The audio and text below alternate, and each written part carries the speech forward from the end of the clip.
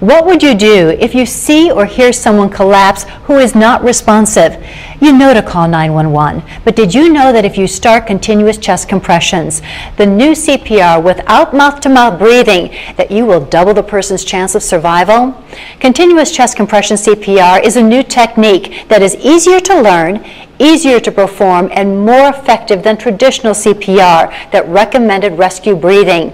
And you do not need to be certified to perform this life-saving procedure. If you witness someone collapse from sudden cardiac arrest, taking prompt action could save their life by following these simple steps. First, place the person on his back on a hard surface. Check for responsiveness by shaking and shouting at the person or rubbing their chest bone hard with your knuckles. The person's clothing is not removed. Next, command someone to call 911. Call 911. Or make the call yourself. Then begin chest compressions. You aim for the center of the chest, usually between the nipples. You put the heel of one hand there. You put the heel of the other hand on top of there. And you lock your elbows. And the reason for that is that no one is strong enough to do 100 compressions a minute. And then you put your shoulders immediately over the center of the chest and you fall, compressing it about 2 inches. It's important that the hands are lifted from the chest after each compression. Now that's because the recoil of the chest, that causes a little vacuum in the chest, causes air to go in and blood to come back. It's also important to pump on the chest fast at a rate of 100 times per minute. An easy way to maintain that beat is to think of a disco song like Staying Alive by the Bee Gees.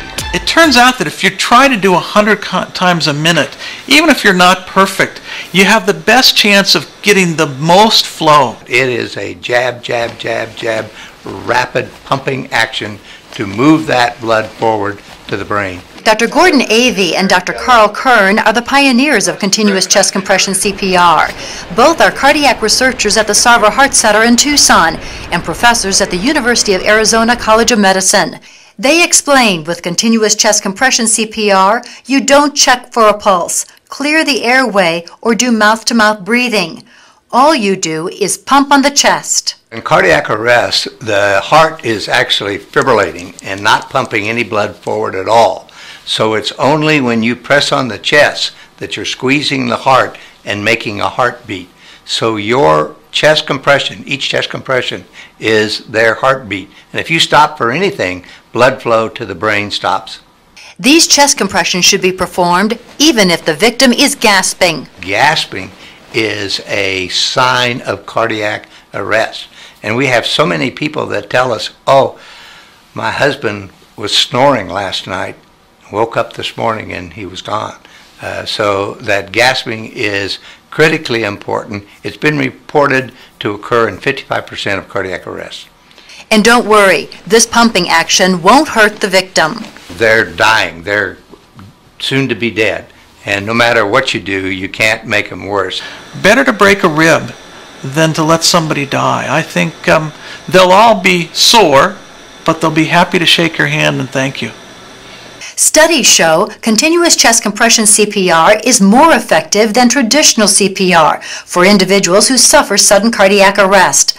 Dr. Kern explains why. I think there's really 2 major reasons. First is that more people will do it. It's simpler, it's easier to remember, and frankly, it's not so intimidating. And secondly, we learned that attempting the mouth-to-mouth breathing is not without its own cost. Most lay people in seriousness cannot get the breaths in anyway. But isn't ventilation necessary to provide oxygen to the blood? If it's an adult who collapses by primary ventricular fibrillation, they typically have enough oxygen already in their body.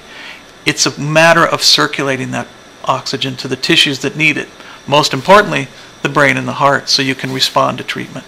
For every minute you delay CPR, the survival rate drops by nearly 10%. So if you wait 5 minutes, there's less than a 50% chance now of surviving. That's why it's critical to pump on the chest continuously without stopping until paramedics or medical assistants arrive.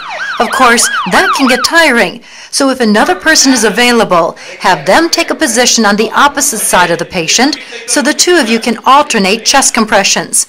And remember, you do not have to be certified to provide this life-saving technique. Because of the Good Samaritan laws, you are not at legal risk. Every minute, someone dies from sudden cardiac arrest. It's the #1 killer in the United States. It can happen to anyone, anytime, any place without warning.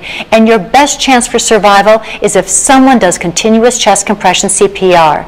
But it's very important to note that continuous chest compression CPR is not for infants or small children or for someone drowning. Here, the best approach is chest compression along with mouth-to-mouth ventilation. But even then, something is better than nothing.